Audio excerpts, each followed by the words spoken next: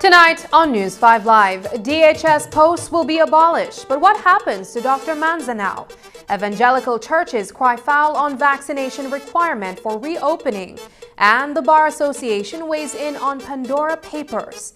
Details of these stories and more coming up in tonight's newscast. It's a fact that your credit lasts longer when using Smart. During these times, we're all trying to find ways to cut costs and save the little resources we have. With Smart, it's easy to do that. It's a fact that with Smart, your credit lasts longer.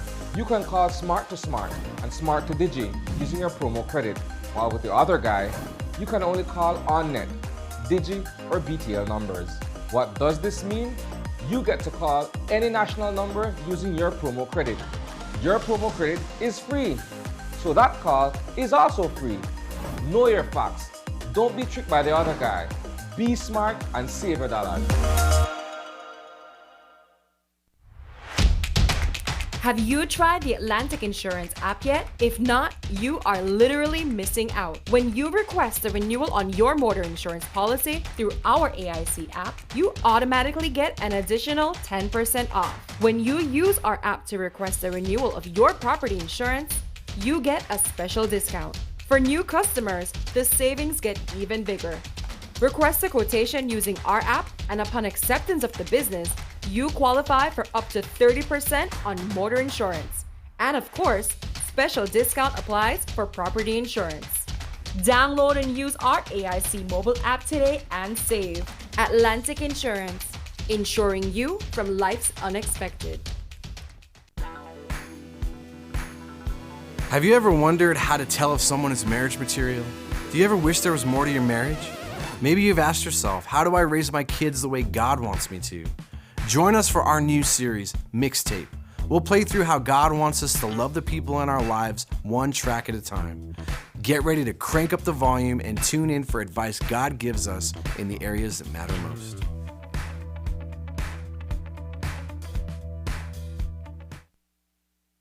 The continued fight against COVID-19 requires the continued practice of public health measures across all sectors and in every community. Frequent and proper hand washing, wearing face masks, and physical distancing. Do you know who is not physical distancing? The Aedes aegypti mosquito. Did you know that dengue is the most common mosquito-borne viral disease in the world? So let's get to work. Use window and door screens to keep mosquitoes out. Change the water in vases and scrub inside surfaces to remove mosquito eggs. Avoid using saucers with potted plants to prevent collection of water. Securely cover water barrels and drums with mosquito netting and properly fitted covers. Scrub the inside walls of water barrels and drums with detergent 1 to 2 times per week. Walk around the outside of your home and remove or overturn containers that can collect water and become breeding sites. Mosquitoes only need a small amount of water to lay their eggs. Remove unwanted cans, bottles, buckets, or used tires. Other items still in use must be properly stored in covered areas to avoid water settling in them. Clean roof gutters and air conditioner trays. Debushing and removing tall grass from around your home or establishment is also key to reducing mosquito populations. Fight the bite and protect yourself and your family too from mosquito-borne diseases.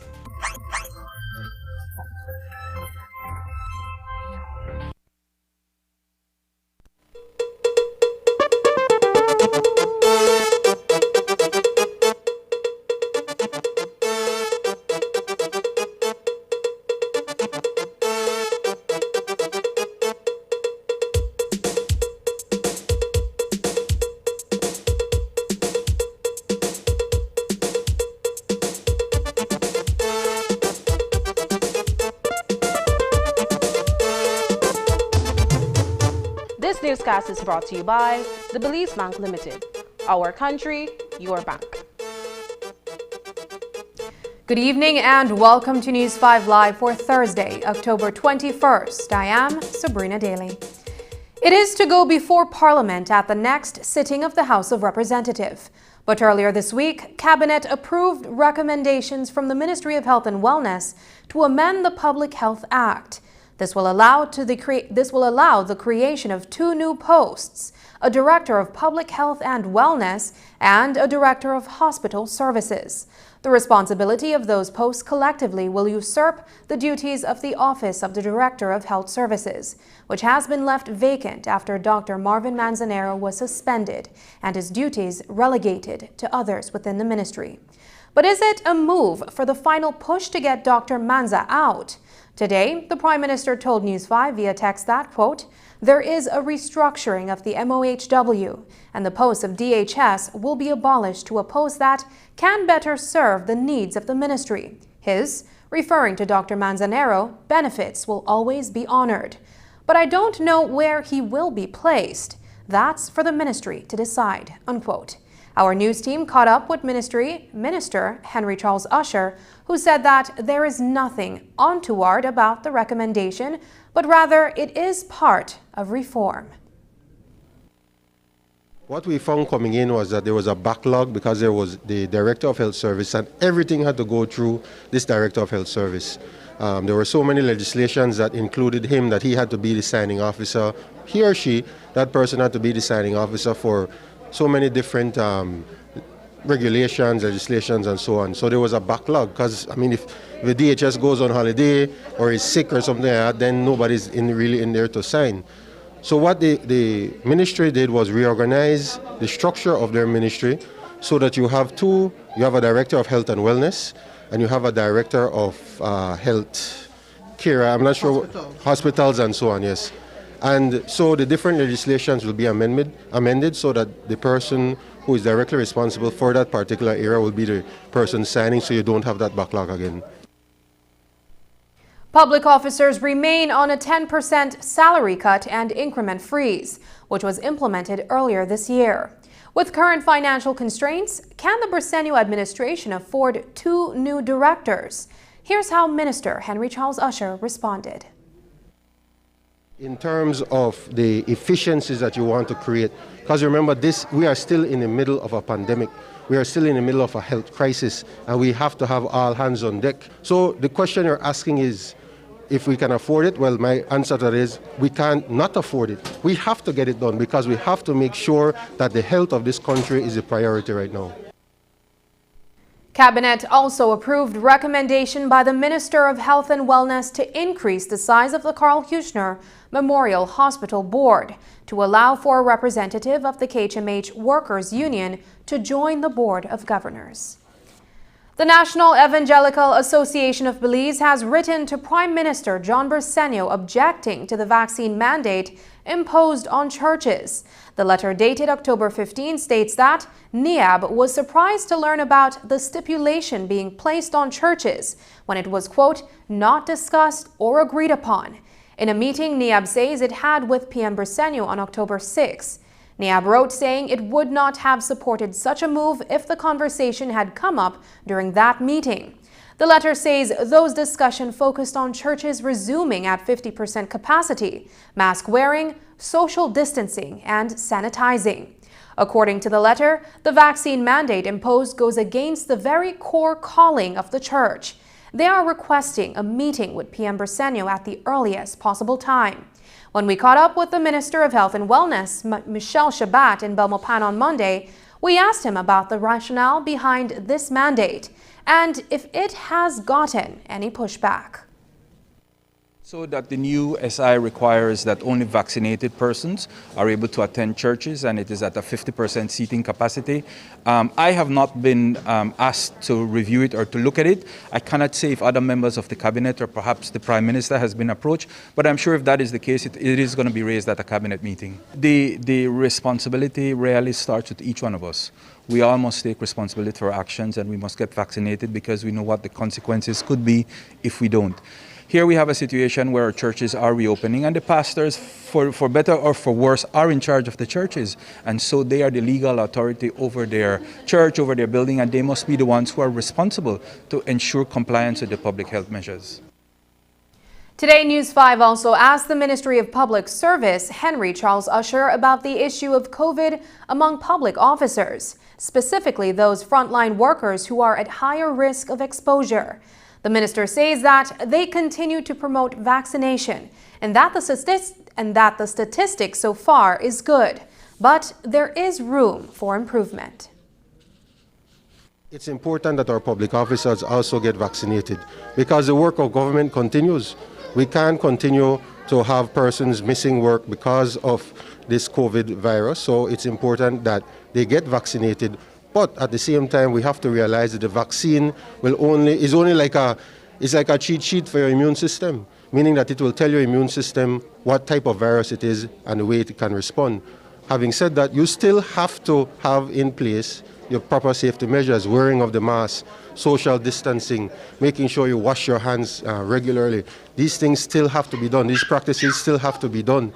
And perhaps we're seeing in certain areas that they've gotten too lax with these wearing of the mask and so on. So you see spikes in certain offices, see spikes in certain clusters of the community. The last report coming out, well, it's not a comprehensive report on public officers, but it's divided in terms of customs officers, immigration, and so on. And in terms of immigration and customs, the numbers are very high, so that's encouraging because these are frontline individuals.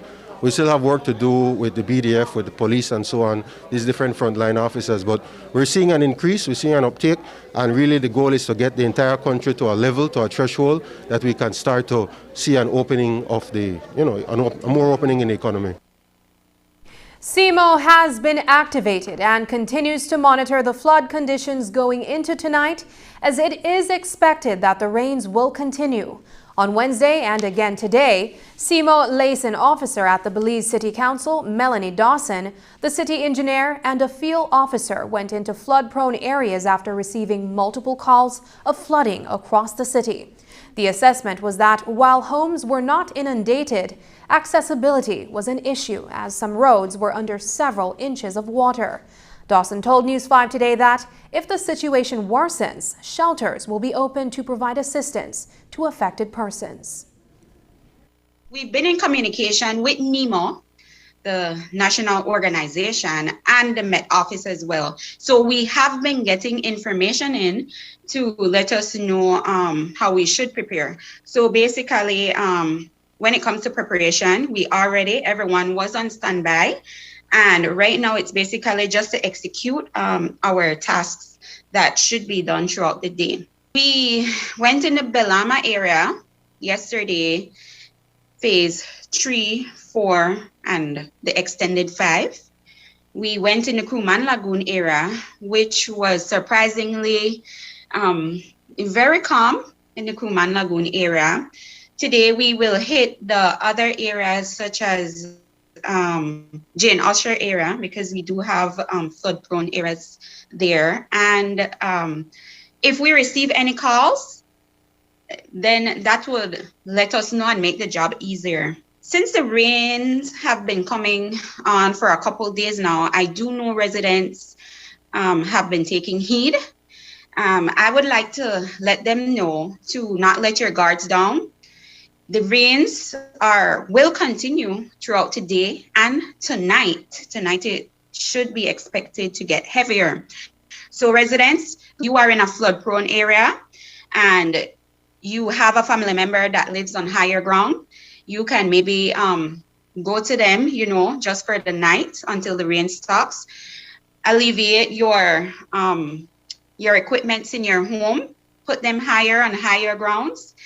If anyone should need assistance for shelter, we will be open to accommodate anyone. So you can call Belize City Council and or NEMO as well, and we will be able to assist if needs be.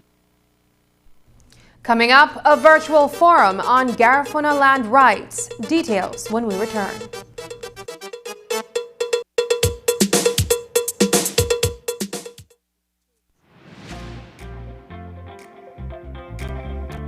With RF&G Insurance, you can request a quote, renew a policy, purchase a policy, and even file a claim effortlessly with WhatsApp. Here's how. WhatsApp the words "Get Started" to 670-8700. We will prompt you to select the service that you are interested in. Select the service and answer a few simple questions. An RF&G representative will process your request and follow up with you when your transaction is completed. It's that easy. Skip lines and WhatsApp us. Remember, it pays to get it right with RF&G Insurance, a road group company.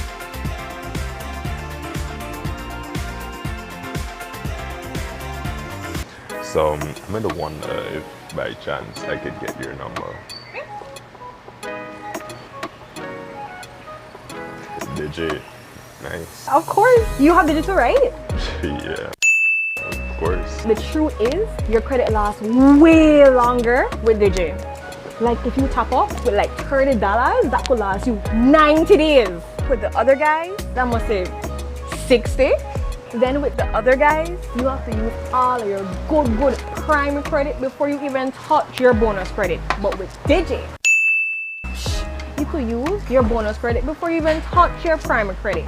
Like, what are the point to have free credit if you can't use it how you want? So, what are your number? Just give me one moment. The truth is, only Digi offers nationwide LTE coverage, fastest mobile data speeds, and the best call quality.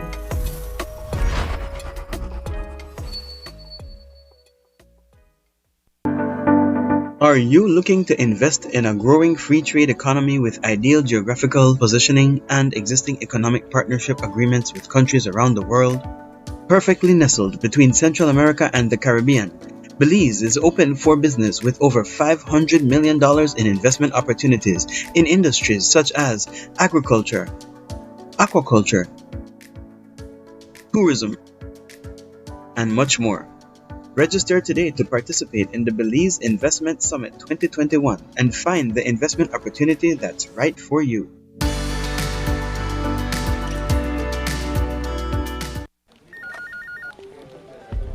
As one of the largest cable and internet providers in Belize, CBC strives to provide our customers with the highest standards of quality, value, and service in all aspects of cable TV and internet. Monitoring our systems closely, our technicians combine creative planning and state-of-the-art technology with years of experience and training to develop and provide the most reliable and advanced cable and internet service to exceed your expectations. For CBC and our team of talented engineers, technicians, and customer service representatives, delivering less than the very best is never an option.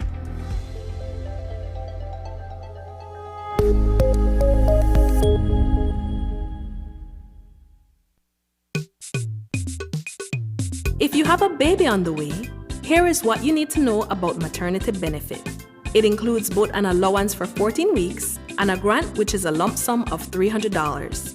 The basic requirements are: you must be employed, you must have at least 50 paid contributions, and you must have continuous contributions leading up to delivery.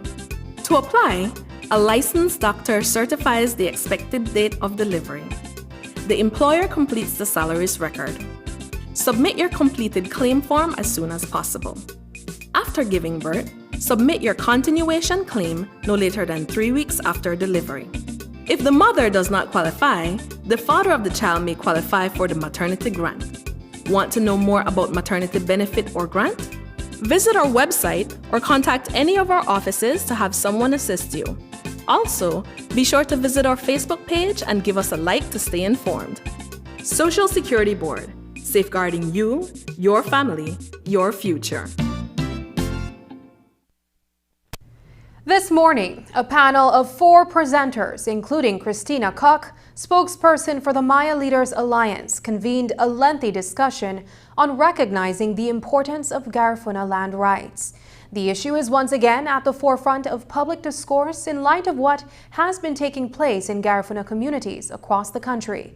Koch, who has led the charge for the rights of the indigenous communities to be recognized by the government of Belize, provided a chronology of the events that ultimately led to the Caribbean Court of Justice affirming the rights of the Maya to communal land.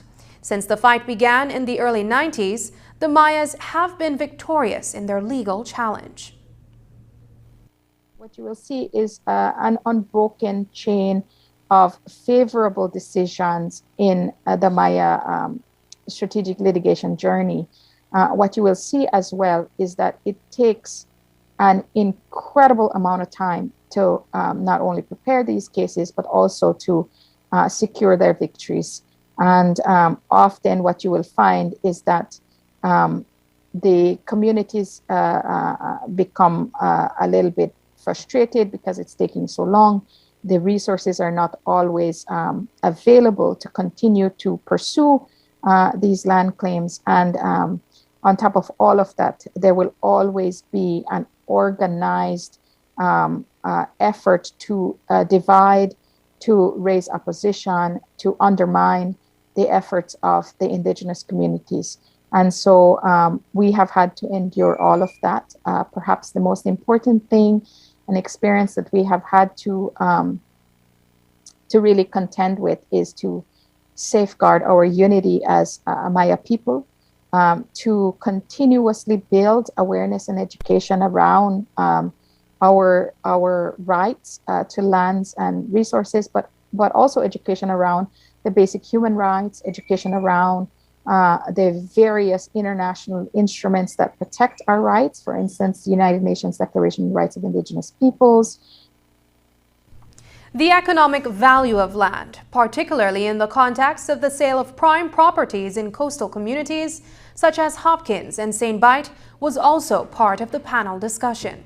Dr. Philip Castillo, a development economist, weighed in on the issue from the perspective of the National Garifuna Council assisting elder landowners, those who are insisted in selling their properties to fetch premium prices for their properties.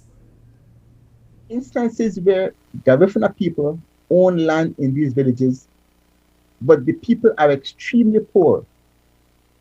No, I am saying that perhaps what could happen is that suppose those persons are assisted, if they really want to sell their land and live their final days in a dignified way, if NGC could assist them in getting the best possible value for their land, then having sold the land, no, there may be other areas in the village where if we now focus on construction of not single buildings, but at least 2 3-story buildings. Because if you build a 2-story or a 3-story building, well, you obviously will spend a bit more because the foundation has to be stronger.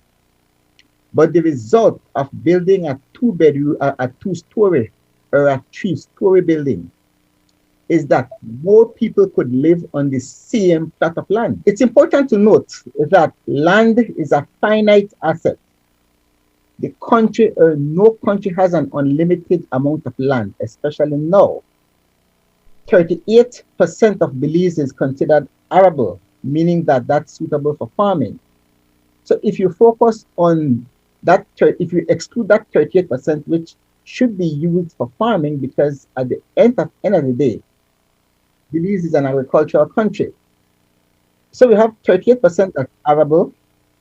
We have a substantially large percent that is under some kind of protected status. And then we also know that a certain percentage of Belizean land is currently being affected by climate change.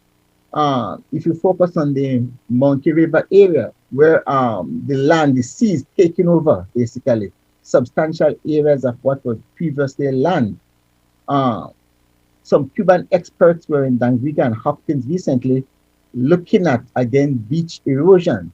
So certainly that hasn't been factored into the size of Belize, but it is a reality that obviously the country will be getting smaller if climate change keeps on affecting the country and eroding what was our coastal areas. Perhaps what is interesting to note is that registered Garifuna farmers only make up 12% of the total number of farmers in the Stand Creek district. That's according to the records kept in the Ministry of Agriculture's Belize Agricultural Management Information System. Dr. Petra Arana, on the other hand, issues a call to action based on the position of the high courts in 2017. The total amount of farmers in the listings for Garifuna people, Garifuna farmers was 95. That's at 12% of the total amount of farmers for the district. So the total for the Stand Creek district is 791, and of those, 95 are Garifuna. That's in our system, of course. Moving on. Now, Garifuna people, like every other farmers, are involved in an array of different productions. That include coconut, mangoes, you can name it, the list is there. Of course, a lot venture into the cultural foods of cassava, plantain, cocoa yams, the root crops. Of course, there are others who are also in citrus, and I will get to that. Did we not hear what the learned judges told us on the 6th of May 2017, when Justice Conte and Justice Morrison clearly outlined the situation for us?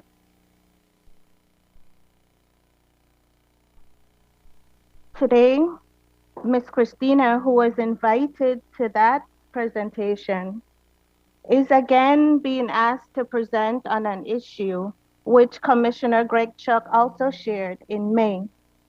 So my question to you, members of the audience, is why are we still talking? It's been almost a year since the PUP took office in central government, and the Minister of Public Service, Constitutional and Political Reform was asked where his ministry is in terms of short-term and long-term goals. More specifically, Minister Henry Charles Usher was asked to give a report card on his ministry. He says that while the financial constraints of the government have delayed some processes, they are still pushing forward. Because of the financial constraints, we have not really been able to put too much resources into the reform agenda. So most of it has been planning, what we're planning to do. But we have had some success already in terms of the amendment to the Public Accounts Committee, the creation of the Public Contracts Commission, and we're looking at certain amendments to the Constitution as well that we're trying to get in place. Now, on the Independence Day, the Prime Minister announced a commission that we're calling the People's Constitutional Commission. And really that commission will start to do the work of looking at all the laws comprehensively, our Constitution, the ancillary laws and so on, looking at these comprehensively and making recommendations as how we can improve our system, improve the governance in this country, and do the necessary reforms. It's important 40 years after our independence. It's important for Belizeans to understand what that means, what it means to be independent. We need to have a constitution that is from the people, not a constitution that we inherited from anywhere else. It has to be an organic constitution, a people's constitution, and really that is the work that we're looking at. So in terms of objectives in the short term, we're going to put together the commission. I was speaking to the Prime Minister this morning on that matter, and we're trying to get that done as soon as possible. We're also creating a good governance unit within the Ministry of the Public Service, and that unit will be the unit, really the secretariat for this commission, but also the focal point for other governance issues having to do with UNCAC, having to do with other anti-corruption legislation, and different amendments that we want to put through. Speaking of anti-corruption reform, the minister was asked for an update in terms of final implementation of the United Nations Convention Against Corruption. Minister Usher says that the process is complex, but the Prime Minister is making sure that all the necessary requirements are in place for its effective operation. There has to be some explanation, because you don't just implement UNCAC. It's not something that you can just enact into local law. There are certain legislations that you have to put in place that fall under the convention, and that's what we're looking at. We have introduced the Public Disclosures Bill. That's a part of UNCAC. We've introduced unexplained wealth orders. That's also a part of UNCAC. We've looked at asset recovery legislation. That's also a part of UNCAC. So it's a comprehensive list of different laws, legislations that have to put in place, and in that way, we'll be able to fulfill our obligations under the convention. After the break, a little girl and her mom needs your help after a long fight with illness. How you can help Cordella and her upcoming checkup expenses when we return. But first, here's a look at the latest COVID-19 figures.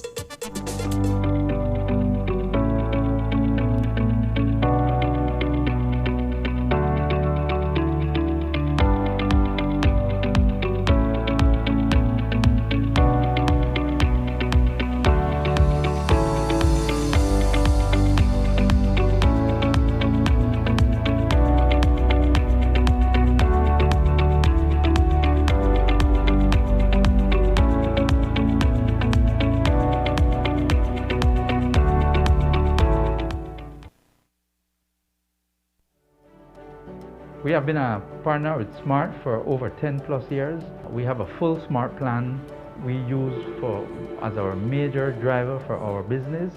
We have a service that rolls over, in that if you call one and it is busy, it rolls over to the next line. So once you call us, you can get us at any time. Before we got this Smart service, we were paying upwards of nearly $2,000 in phone bills.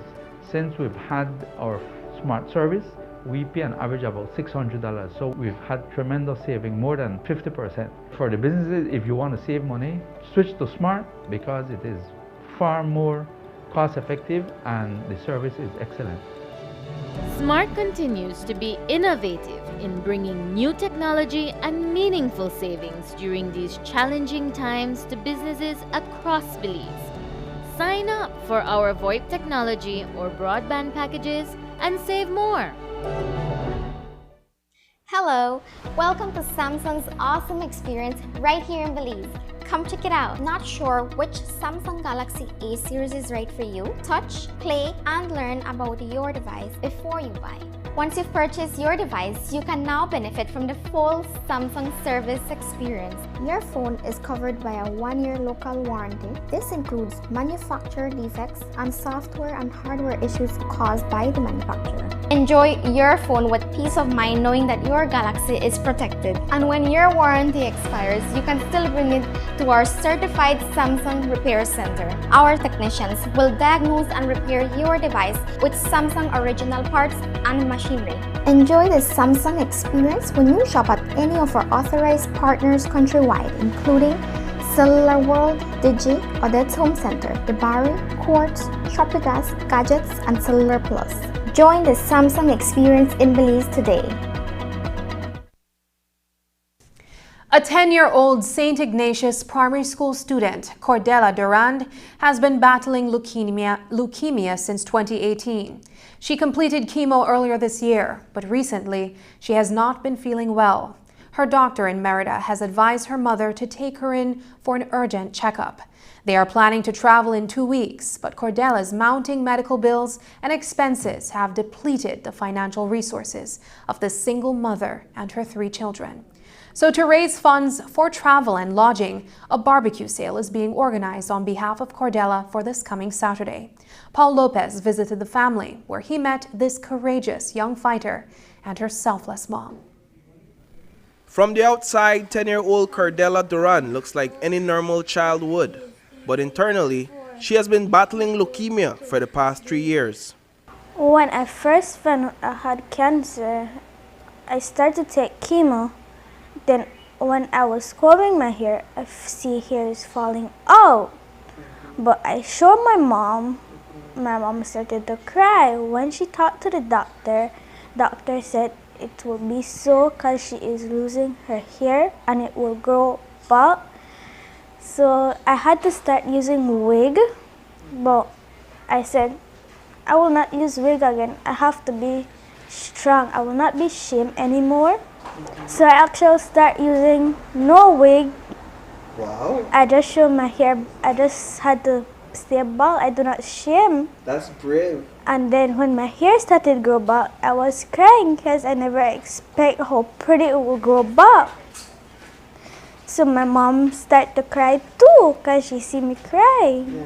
Her mom, Delilah Arana, a single mother, was forced to quit her job as a teacher in order to care for her daughter. Yeah, I had to quit my job.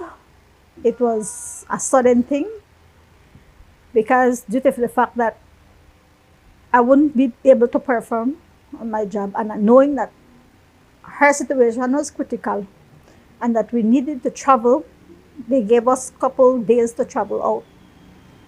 My life changed. I can say my life changed. I gave up everything in order to make sure we could have done this first trip. I sold out everything from my house. Everything you can think of, I sold. And it's been rough. Honestly, it has been a long journey, a rough journey. They have since made several trips to Mexico for checkups, but when the pandemic began, those trips stopped. Due to mounting medical bills and expenses, Cordella's mother has been unable to afford the care her daughter needs. So, even after completing her chemo treatment, Cordella has not yet returned to her doctor in Mexico to find out if she is in fact cancer-free. Expense. I still have a bill at Garifuna right now, $6,978. I still have a bill right now that they keep calling me about when will I pay. You know, I can't. When the COVID started, we started to go to Dangoga every Tuesday. Every Tuesday. By bus. We started by bus, and after that we decided we have to rent a vehicle. So at least every Tuesday I have to make sure I got $300 set aside for it. She finished her treatment in Dangriga. This year she finished her treatment in Dangriga. But she still has, up to now, she has to go to her doctor every month, and she has to do a blood test every end of month, which is, everything is money. You understand? Blood test, yes, is $20. $20 sometimes is hard for me to find. You know, so she had missed several blood tests. I won't tell her she had missed. Why? Because the finance is not there. Like some people will say, oh, that's just $20. $20 to me sometimes I feel like $1 million. In addition to those expenses, Delilah shared with us that she has an outstanding bill of $1,300 with the electricity company. To feed her family and take care of her daughter, Delilah is using her teaching skills. Since June, she has been assisting neighboring children at $5 an hour. I always tell myself, Cordella, have faith. I always tell my mom, I know I have a feeling my cancer is gone. I just feel like that I do not feel I have cancer anymore. My mom always tell me have faith, and that is what I have. Cordella must now take an urgent trip to her doctor in Merida because she has been feeling a pain in her body similar to her early symptoms. While hopeful, her mother fears the worst. Yes, here we go. Honestly, I don't even want to think about it because I have that fear still. But even though we live on faith, I have that fear that I won't hear that news and to begin that process all over again. It's not a night. It's rough. It's rough, honestly. But if you had to... If I had to do it again, I will. Honestly, I will, because at least I'm saving her life. Thank God she's here with me still. She finished her treatment, everything, but the pain is coming back. To raise the funds they need for travel and lodging, Delilah is organizing a barbecue sale for Saturday at her residence located at number 30 Neil Penn Road. It's really a long journey. If it wasn't for my mom, I wasn't have to be here today, but thanks to my mom for making I survive today. It really costs a lot of money actually. It's really far. Everything is a hard time for us. It was hard watching Cordella break down in tears. Her mom consoled her and gave her the courage to continue sharing what she wanted to share with us about her plans for the future. I decided to be maybe a doctor or a lawyer. Why those two things? I do not know. Maybe why my doctor in Merida do for me. I told my mom maybe I will do the same thing for some people. But I definitely think I will be a doctor. I'm not sure yet, but I think I will be a doctor. Reporting for News 5, I am Paul Lopez. Persons wishing to purchase a barbecue can contact Delilah Arana at 631-0335 by text, call, or WhatsApp. You can also find her on Facebook at Delilah Arana. The Bar Association of Belize has responded to the publication of the Pandora Papers by the International Consortium of Independent Journalists. The association says it unhesitatingly and resolutely condemns any form of tax fraud, money laundering, terrorism, corruption, or other illegal activity, whether in the offshore industry or onshore. They say the Organization for Economic Cooperation and Development monitors whether countries are following internationally established norms for the offshore industry. And while Belize has been blacklisted in the past, it is in compliance with the international standards. In their view, certain practitioners of the offshore industry in Belize have been unfairly targeted without evidence in what amounts to what they term a smear campaign. The Bar Association reminds the public there is nothing unlawful or sinister about providing international financial services in Belize to international clients, provided it is done strictly in accordance with the law, established regulations, and guidelines. There will be new legislation that is expected to improve and strengthen the juvenile justice system. With the blessing of the Cabinet, the Ministry of Human Development, Families and Indigenous Peoples Affairs will repeal the Certified Institutions Bill and amend the Juvenile Offenders Bill and the Families and Children Bill. The changes are expected to bring about greater compliance with the Convention of the Rights of the Child. The changes will, in effect, make our system one where the vulnerabilities of children who commit status and criminal offenses are recognized rather than criminalize children whose status offenses, which are non-criminal acts that are considered violations only because of a youth's status as a minor. We'll hear more on these pieces of legislation from Minister of Human Development, Families and Indigenous Peoples Affairs, Dolores Balderramos Garcia, tomorrow. The National Bank has launched an outreach campaign to meet with potential customers in their own communities. The first stop this week was in Dangriga. Area Representative Luis Zabanes says it was a productive meeting with members of the constituency, providing an opportunity for small and micro businesses to get the information they need to help their business grow. Among those who attended was the owner of the Stone Crab Bar and Grill, Timothy August. He recently got help from the National Bank for his latest venture, Obia Sauce. We invited business people, various sizes of businesses, from micro entrepreneurs all the way up to the larger businesses in this constituency. And the National Bank gave them a presentation about all the services they offer, about their new e-wallet product. And there was a very active engagement, question and answer period, in which the National Bank was able to explain how they go about giving out loans, what their interest rates are, the kinds of things they do, like with refinancing, etc. So it was a very educational event, and they also met one-on-one with the micro entrepreneurs to look at the kinds of businesses that the people want to start here in Dangriga. I had closed on my business in 2018, and back in 2019, early 2020, I was looking for finance to restart, and I approached all the other institutions, and the only one that gave me some real hope was the National Bank. And I met Mr.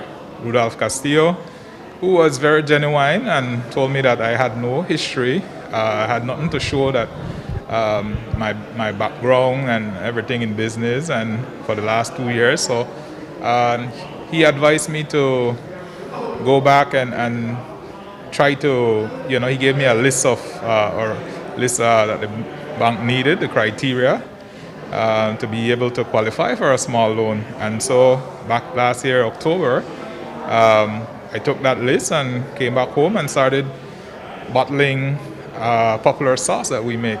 And I did that for 3 months. I went out and, I started out selling sometimes only 5 bottles a week. And I started depositing every dollar. And after 3 months, I went back and I made an application, and they were happy with it. And they tested the product, and they thought that the product is a good product. And today, I'm up to 250 bottles a week. And I'm looking to go back into the bank pretty shortly for expansion to help with distribution and manufacturing. Exactly 3 weeks from today, on November 11th, the PUP will be celebrating 1 year of being in power at central government. The party recently turned 71 on September 29th. Former chairman and PUP minister Henry Charles Usher told the media today that a virtual activity will be held to commemorate both milestones. We did acknowledge it, and there were quite a bit of videos from the different arms of the party and different events happening countrywide when it came to the party's birthday on September the 29th. But what we decided as an executive is to have a joint celebration. We're calling it 71 and 1, meaning 71 years of PUP, 1 year of a PUP government since November 2020. So we're going to launch this event. It'll have to be virtual, as everything seems to have to be these days. But this event will be launched to commemorate the 1 year anniversary of the election of November 2020, and it'll be a joint celebration of the party's birthday and of the 1 year anniversary. Just ahead, teaching financial literacy to children, a new storybook to help with important concepts. But first, here's a weather update with data from the Belize Met Service.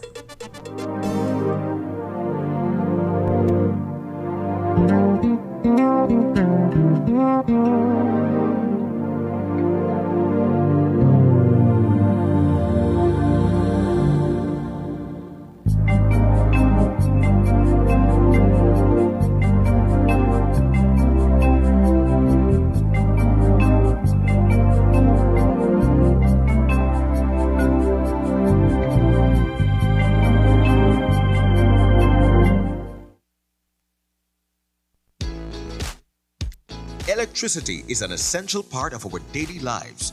We use lights and household appliances every day. Therefore, we must ensure our homes are wired properly.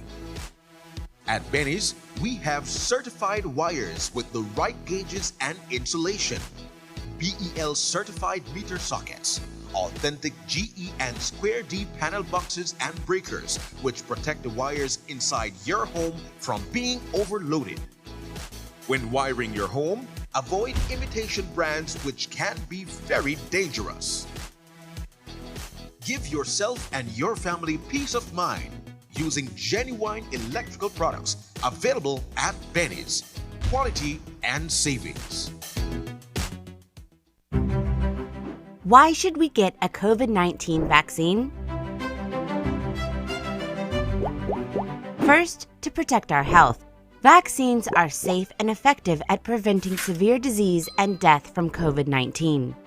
Also, the impact of vaccines on the transmission of the virus is being studied. Meanwhile, we already have powerful reasons to get vaccinated for our own good and for the good of others. Second, we should get vaccinated for our community's health.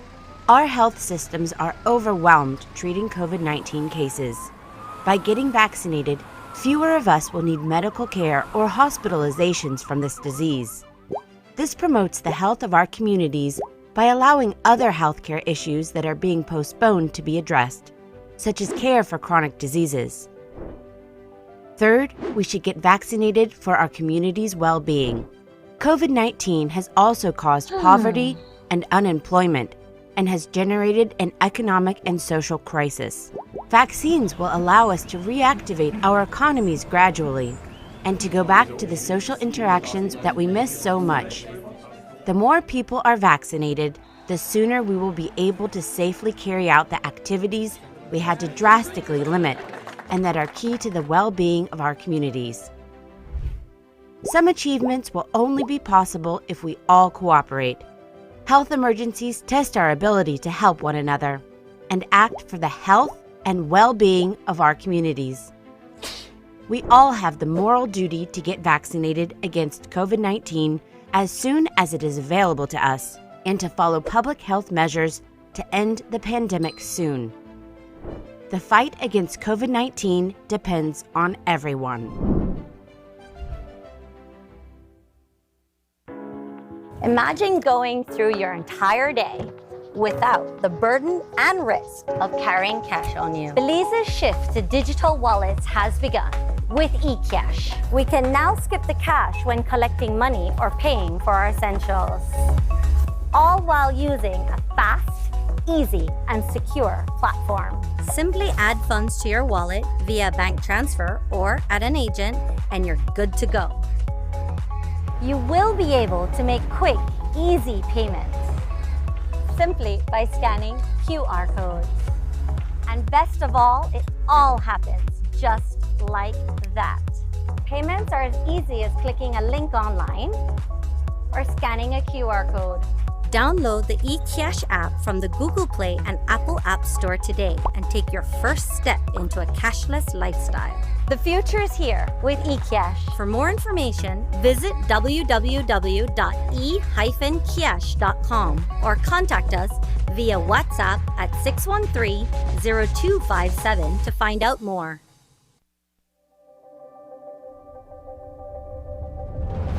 Bringing people together has always been SMART's mission and passion. That is why we are proud to have built a locally independent quality network from the ground up that spans the country with over 100 sites. We continue to add more affordable mobile data packages, broadband speeds, and voice services to meet your personal and business needs.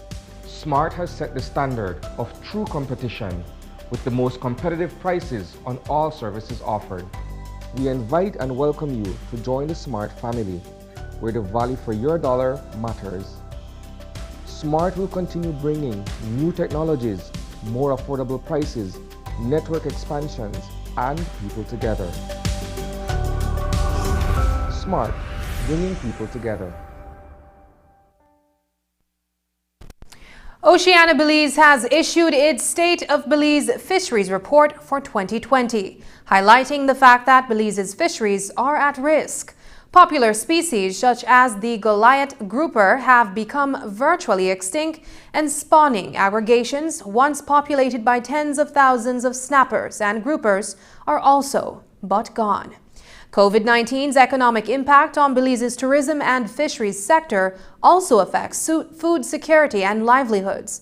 Nonetheless, Belize has taken the lead in protecting its marine and coastal resources by creating a marine protected areas network, sports fishing regulations, and crucially, putting a stop to the threat of offshore drilling and banning trawling and gill netting.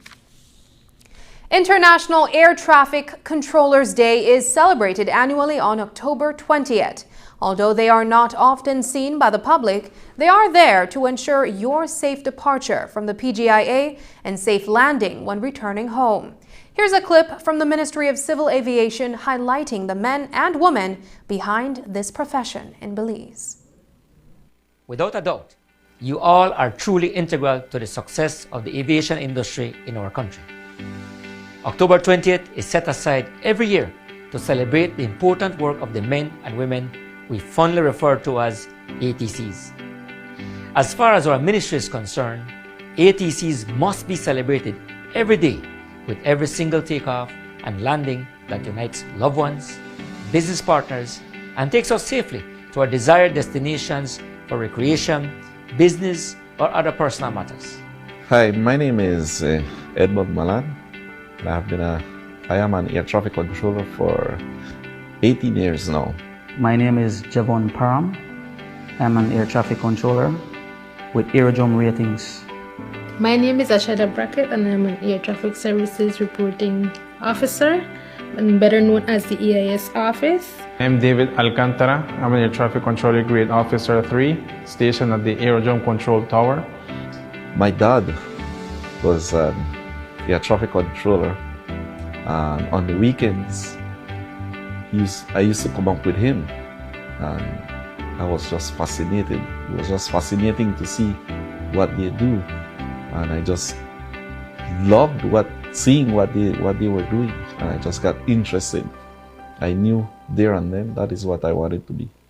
I first got in by seeing a vacancy in the newspaper. I applied, got in, really didn't know what I was getting myself into. When I first came here, everything was new. I didn't know what to expect. The information itself was like studying all over, but I ended up liking the job. I have been an air traffic controller since 16th of August 2017. So I'm now qualified as an aerodrome controller for 4 years, but have been employed by the department from 2015 August 3rd. So I have 6 years already working at the department. I come from all the way from the south of the country, from the beautiful Stann Creek district.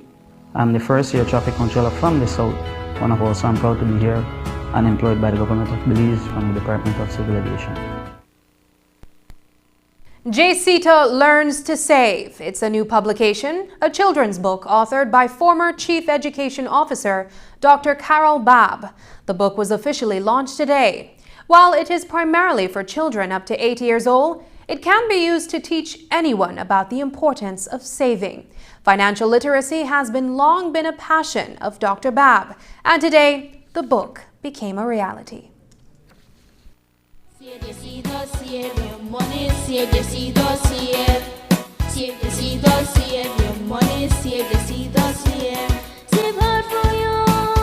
It's a dream coming true for me because I have worked along with PwC and Peacework for over 10 years, and they were pushing financial literacy. And as you know, saving is a part of financial literacy. And in this story, you heard about my grandson JCETA making a goal and then saving towards that goal. So the whole idea for me is to teach young children financial literacy skills at a very young age so that they can learn to save regularly, and when they do borrow, pay back promptly. And so you want them to realize that saving is important. Saving is important for their education, to buy things they need like a house, a car, or even going on a vacation.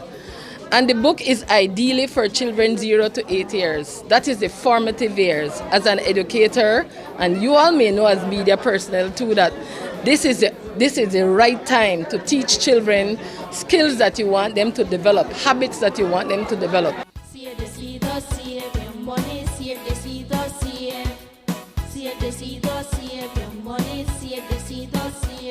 Do you expect that this publication would be used as part of, let's say, financial literacy curriculums in schools? I am sure it will. While I was Chief Education Officer, I was able to ensure that financial literacy became a part of the primary school curriculum.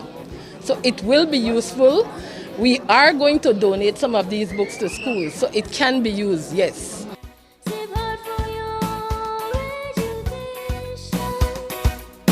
So you can buy a house. 1,000 copies of the book have been printed and are available at the Holy Redeemer Credit Union free of cost. The under-17 female football national team is preparing to go up against Barbados in the 2021 Women's Under-17 Championship. The Belize team lost in a 3-1 final score against Curacao on Wednesday. But that has not stopped them from being optimistic about tomorrow's game and learning from their errors in Game 1. We got to hear from a couple of the players and their coaching staff today, courtesy the Football Federation of Belize. I think it's just nervousness that all the players had because it's most of them first time. And to me, I just play with my heart. I not afraid for none of it. Like I just do what I got to do and help my team and I put my part. But I know we could win against Barbados once they put their mind to it and put their all and like hungry for win this game. Like, sir, I think we could do good this time. I feel very positive now because after yesterday's game, we realized that nervousness is normal and we will learn from our mistake, and heading into the game, we will try our best to execute because we want to make Belize proud. We want to prove that females in Belize do have talent. We have already spoken to the ladies. We have already looked into the mistakes and what happened yesterday, and we are ensuring that we fix that for next game. The girls are already prepared. They have mentalized already that tomorrow we're going to give our best to ensure that we get a win for the country. The girls are already positive, and they understand that they need to forget what happened yesterday because now we have to focus on tomorrow's game. 98% of the players are healthy. A few of them had cramps from yesterday. The physiotherapists are already treating them, so they are fully recovering. For tomorrow, we planning to do. This morning we work on our finishing, so we're planning to do a lot of attacking tomorrow. So we're going into the game focusing on attacking to ensure that our forwards can finish for tomorrow game. We just have to stay on our game plan, which is to be disciplined in defense and ensure that we are ensure that the players are making the right pass and the players are finishing. Once we can do that, once our attackers can finish, we are disciplined in defense, and we can win the game. Up next, the battle to breathe. A COVID survivor on her daily struggle to get her life back. Stay with us.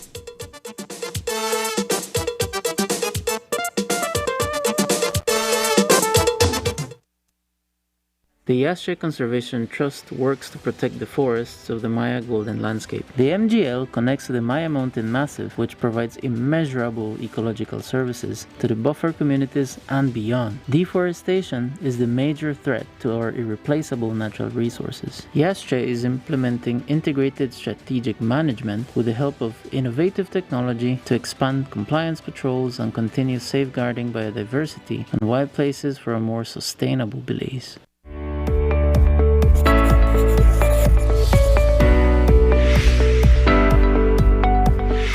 What is the Pfizer COVID-19 vaccine?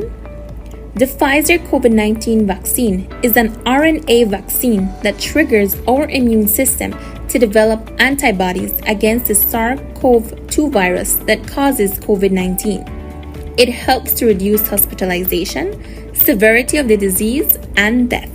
What is the Pfizer vaccine made of, and is it safe? The Pfizer vaccine is made up of mRNA messenger ribonucleic acid, which are molecules that carry the genetic information needed to make proteins, lipid, salts, and sugar. It is safe for persons 12 years and older and does not contain the COVID-19 virus, hence cannot cause infection. Tests have shown that the vaccine is effective against current virus variants. Who should take the Pfizer vaccine? The Pfizer vaccine should be taken by persons 12 years of age and older who do not have severe allergic reaction after a previous dose of vaccine or have not had severe allergic reaction to any ingredient of this vaccine. 2 doses of the vaccine are required 3 weeks apart. If you are between the ages of 12 and 17 years, you are required to present a signed consent form before you are vaccinated. What are the side effects of the Pfizer vaccine? Some common side effects of the Pfizer vaccine are headache, fatigue, muscle pain, fever, chills, and swelling at the injection site. If side effects persist, contact your doctor as soon as possible. Does the Pfizer COVID-19 vaccine prevent infection and transmission? No, vaccination alone does not prevent infection and transmission. we are still required to continue to wear masks properly, physically distance, wash and sanitize hands often, practice proper coughing and sneezing hygiene, and avoid crowds.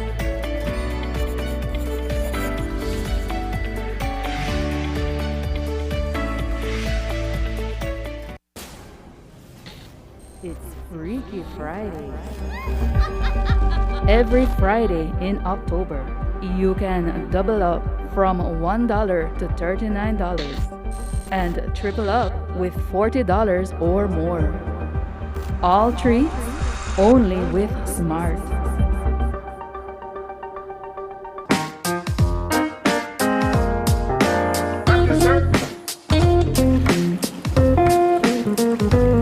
The TV you love is always with you, from live TV, sports, and on-demand titles. Choose your plan today. Plans start as low as $15 per month. My TV. Entertainment anytime, anywhere.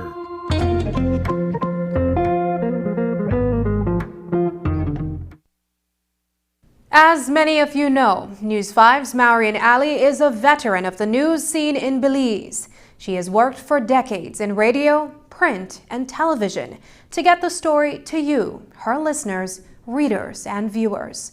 Marian has always preferred to be behind the scenes, so she is the last person you would expect to be in the news herself. But a recent bout with COVID-19 has prompted Marian to step forward and speak out. Even though she was fully vaccinated, she spent several days in the hospital, fearing for her life, but vowing if she got out of there, she would do what she can to help others.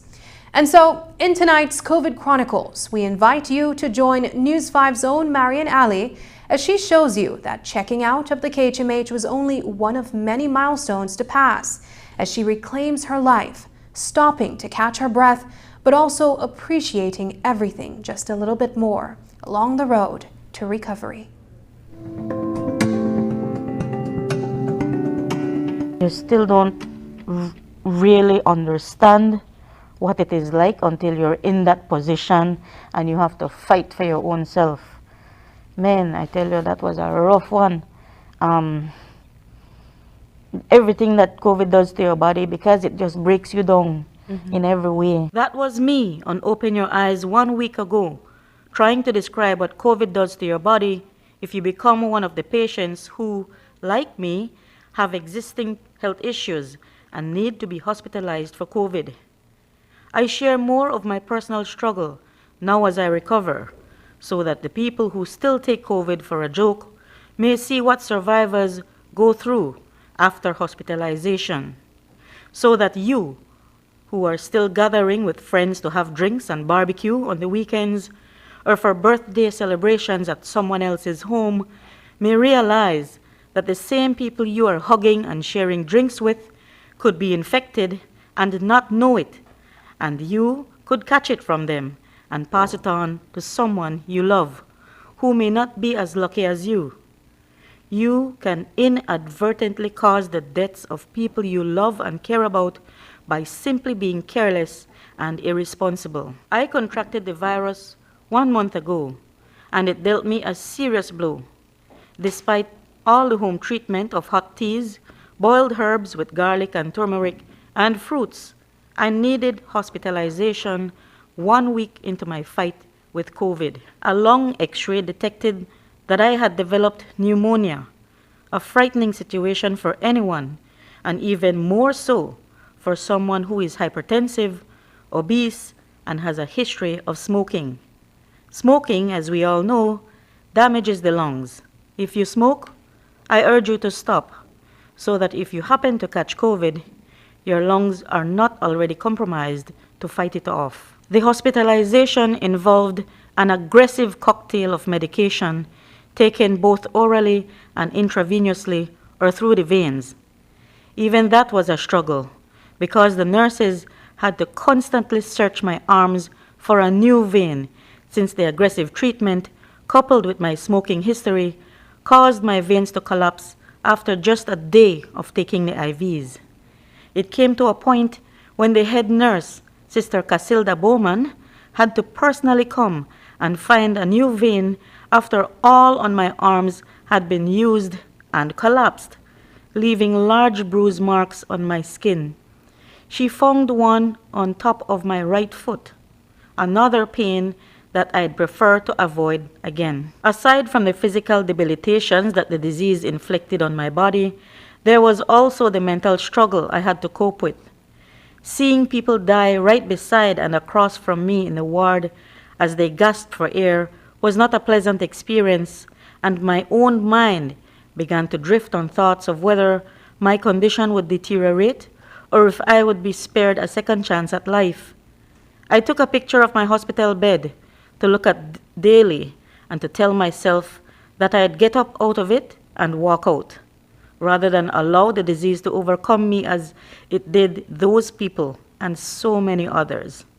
I became friends with 2 other patients who were also struggling with COVID, but who, like me, did not need ventilation. We were a tiny army praying for ourselves and each other.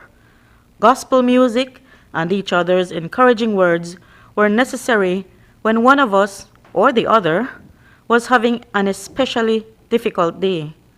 Our commonality with COVID in that ward keeps us connected even today.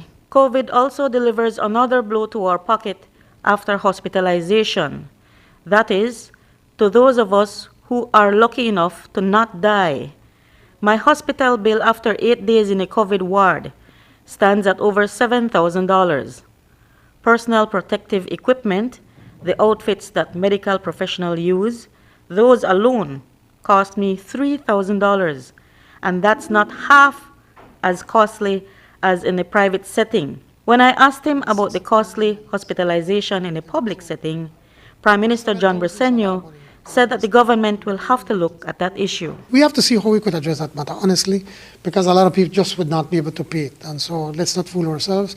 The government will probably have to find a way to step in to be able to address that matter. While the government has its own challenge addressing the cost that COVID is delivering on our healthcare system, survivors with lasting symptoms like myself struggle still with the simple things we normally take for granted. Here you see me walking and everything looks normal, doesn't it?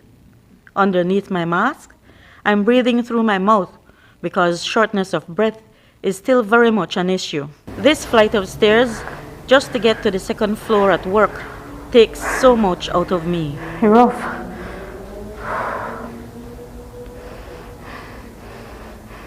As people like me with damaged lungs recover, lung therapy is necessary in order that we can climb those stairs again without being on the verge of passing out.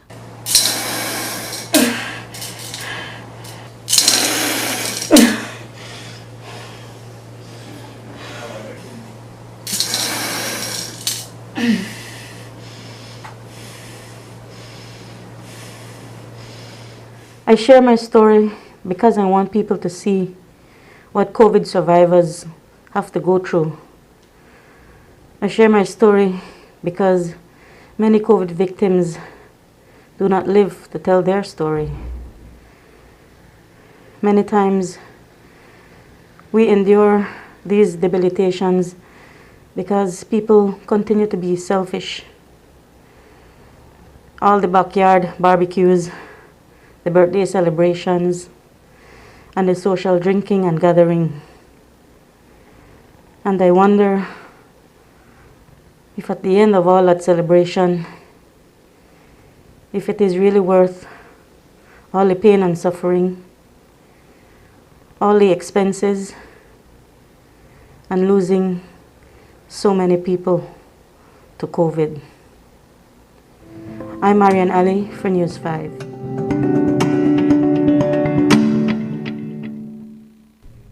And that's the news. Tonight's broadcast is available in both text and streaming video at channel5belize.com. You can also connect with us on our Facebook page at facebook.com/News5Live. I'm Sabrina Daly. Thanks for joining us, and from all of us here at News 5, please remember to wash your hands, keep your social distance, and stay safe. Good night.